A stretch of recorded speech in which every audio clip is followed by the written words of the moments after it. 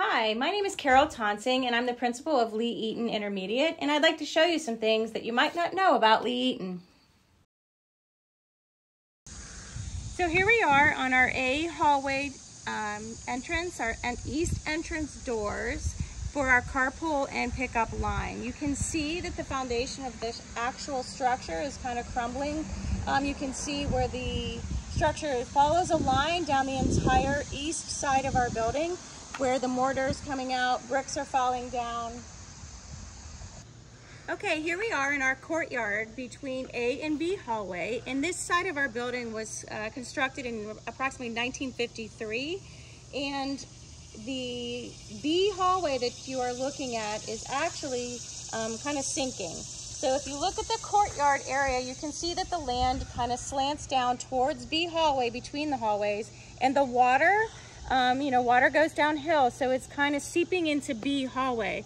A couple of the classrooms on this side of the building, on that side of that hallway, the tiles, it looks like almost like kids have dropped and poured water on the ground, but it's actually the water coming in from outside seeping into the tiles in the classrooms.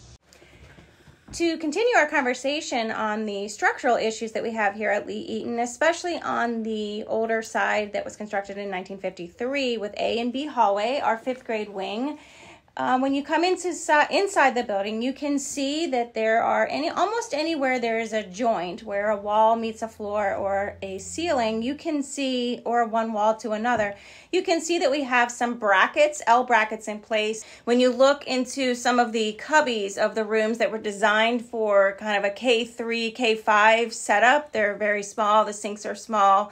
The rooms themselves are small, but back in the cubbies, you have exposed pipes and wires up in there that teachers do a nice job of, or we block off with cabinets or wall panels. We also have some roof issues, specifically at the end of A and B hallway, right inside the doorways. But that also carries down into our newer sections down the front hallway, and where the fire doors are, you can see that's the previous outside wall. So on that wall inside those 2 classrooms, you can see water issues coming in through there as well. When you get into our gymnasium, we have two big spots where we've had to replace, since my tenure here, this is my 3rd year here at Lee Eaton, we've replaced the wall pads because they were damaged so much from the water leaking in from the ceilings.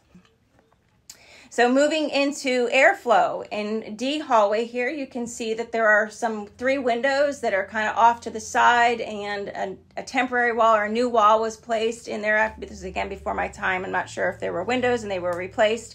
But the airflow in our front hallway is lacking because even though it's a newer part of our building was built in 1966, it still lacks air conditioning. We are in our B hallway restrooms, and you can see that one of our stalls is completely out of order. We have it padlocked shut for safety reasons. That is the outside wall of B hallway into that courtyard area where the water kind of seeps into that hallway. The cracking follows from the outside wall. It's clear to the interior wall. It's through all the stalls. You can see we have a new sink, and a temporary wall was just built this summer. Our maintenance crew did a nice job with that, and we have that new temporary wall because the sinks that were in here were crumbling and falling down. That was a safety issue that we had to remove those, get couple new sinks, and build a temporary wall to secure those new sinks.